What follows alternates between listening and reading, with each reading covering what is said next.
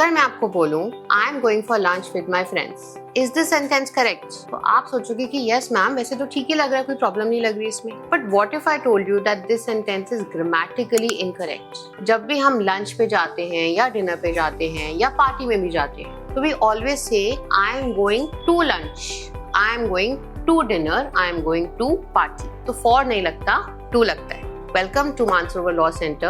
My name is Snigdha and today I'll be telling you 20 surprising sentences in English. हमें generally लगता है कि हम थोड़ी बहुत तो सही English बोल लेते हैं, but you will be surprised to know कि हम कितने common errors regularly करते हैं। After this video, you will be in a position कि आप देखोगे आपके आसपास जितने भी लोग हैं वो कितनी ज़्यादा English में गलतियाँ करते हैं and you will know the correct usage. So let us start with those 20 sentences. Number 1. If I say I wish I was rich, is this sentence correct? Again, seems correct. But जब भी हम कोई चीज wish करते हैं या imagine करते हैं तो कभी भी was नहीं आता, were आता है. So correct sentence would be I wish I were rich. Next sentence, number 2.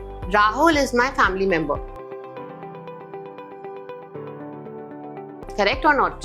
Sounds correct, but this is not correct. The correct usage would be Rahul is a member of my family. Family member बोलना correct नहीं होता, member of my family बोलना correct होता है. Number 3.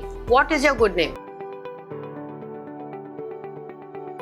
What is the problem in this sentence? अब ये तो बड़ी commonly बोलते हैं what is your good name? आपका शुभ नाम क्या है? But you need to understand कि नेम की कोई क्वालिटी नहीं होती, सारे नेम ही अच्छे होते हैं। तो the correct usage would be what is your name.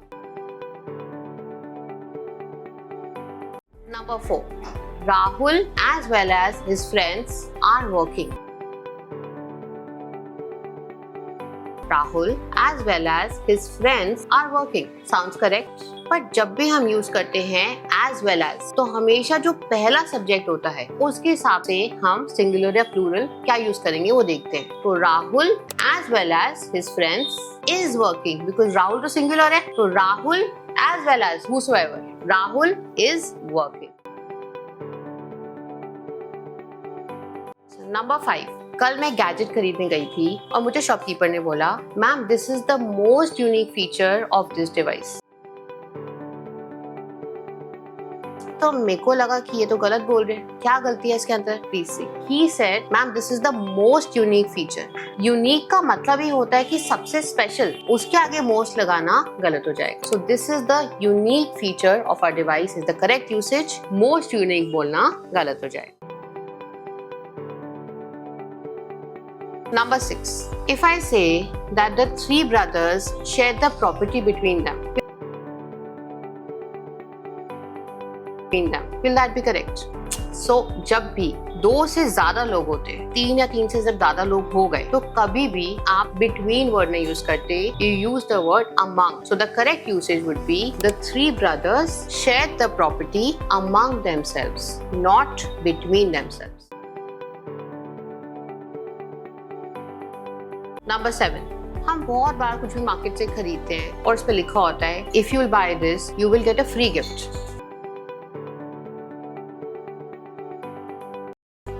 100% wrong. Gifts are always free. Gifts के लिए हम कभी पे थोड़ी करते हैं, तो free gift बोलना superfluous होता है, गलत होता है. So the correct usage should be If you will buy this, you will get this gift and not free gift. Somebody asked me, what does your father do? And I replied by saying that my father is working in a bank. My father is working in a bank. वैसे तो समझ आ गया उनको, but this is grammatically correct. जो चीजें हम regular में करते हैं उसके साथ कभी भी continuous tense यूज नहीं करते हैं। इसको कहने का करेक्ट तरीका होगा that my father works in a bank and not my father is working in a bank.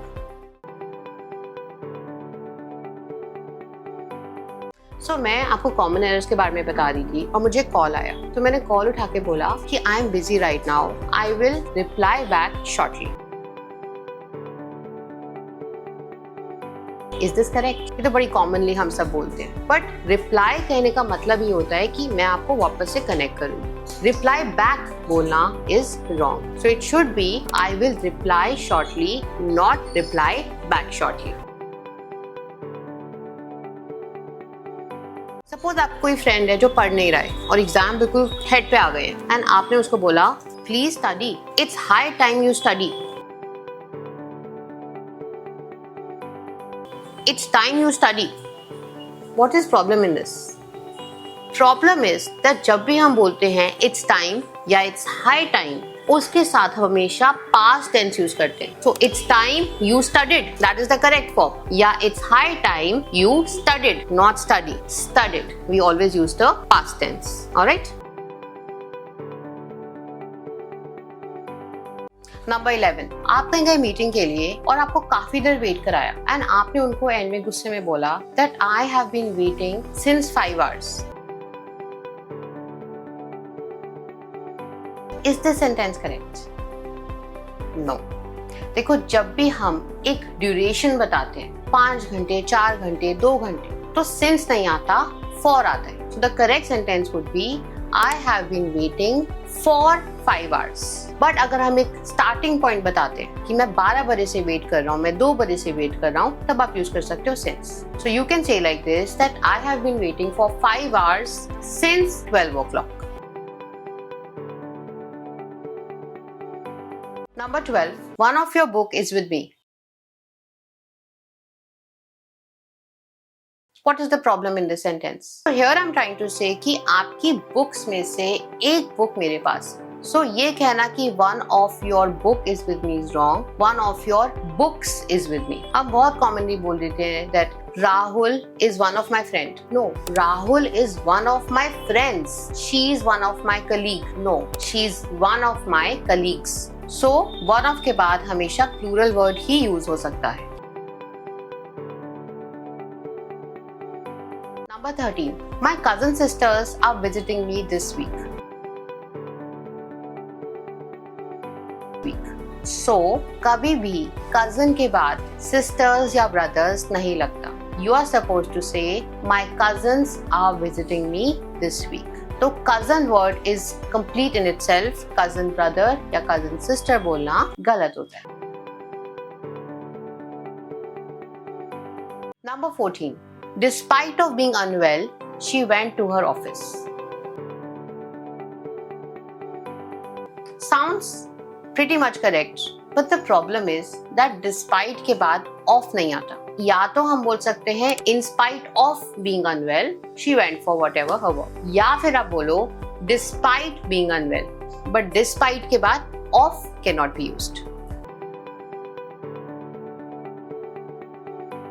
Number 15, अब मेरी कलीग को मुझे एक important काम देना था and she told me that Snigdha, keep this your top priority.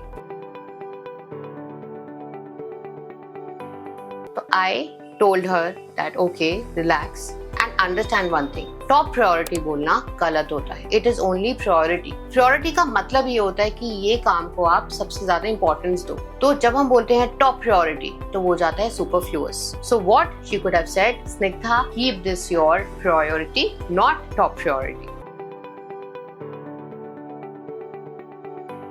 Number 16, आप किसी से मिलने गए, आपकी मीटिंग बहुत अच्छी रही and at the end of the meeting आपने उस person को बोला I really like meeting you, I'm looking forward to meet you soon. What is the problem here? So देखो, जब भी हम बोलते हैं I'm looking forward to, तो हमेशा continuous tense की ही बात होती है. We will say I'm looking forward to meeting you soon, not meet you soon.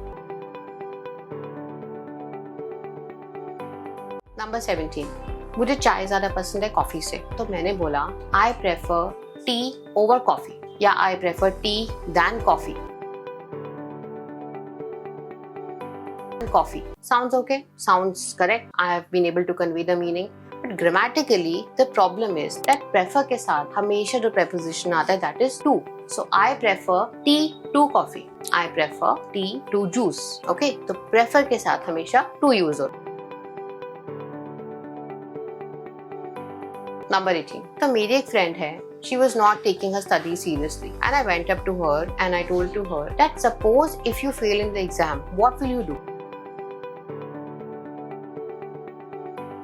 ये बोलते ही मैंने रियलाइज करा कि कुछ तो मैंने गलत बोल दिया। क्या गलती है इसमें? प्लीज एक साथ मैंने बोल दिया सपोज इफ यू फेल। तो या तो मैं बोलूं सपोज यू फेल या मैं बोलूं if you fail. Suppose and if एक साथ बोलना इनकरेक्ट होता है।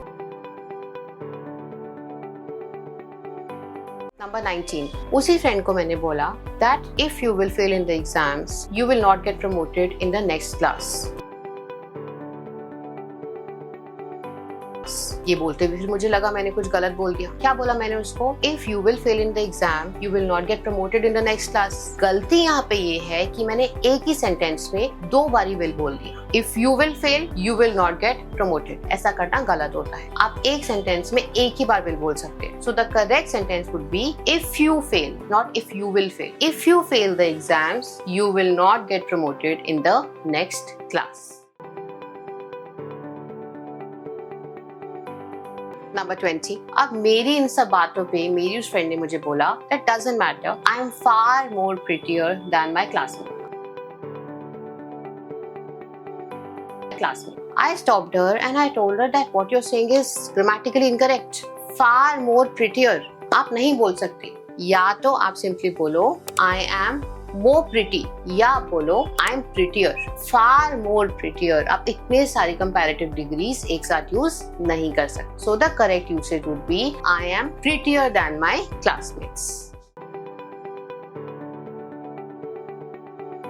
अभी 20 कॉमन एरर्स जानने के बाद आपको ये तो पता लगा होगा कि हम रेगुलरली कितनी गलतियां करते हैं, कितनी चीजें हम इंग्लिश में ऐसी बोल देते हैं जो कि एक्चुअली में ग्रामेटिकली गलत होती है। तो दिस इज इम्पोर्टेंट जिससे कि एक तो हमारी स्पोकन इंग्लिश इंप्रूव होए, साथ ही these common errors are very important for all competitive exams. तो हमें बहुत बार लगता है कि हमारी इंग्लिश अच्छी है, बट ये कॉमन एरर्स एग्जाम में जब आते हैं तो उनको स्पॉट करना तभी पॉसिबल होता है अगर हमें एक एक करके वो सारे पता होते हैं। तो आज तो मैंने आपको 20 बताए हैं, बट हर इंग्लिश के टॉपिक में अबाउट 20 to 25 कॉमन एरर्स होते हैं जो हमें आने ही चाहिए for exam point of view. To know those you can connect with us at Mansarovar Law Center, where we'll be teaching you everything that is relevant for your exam. So stay tuned with us at Mansarovar Law Center.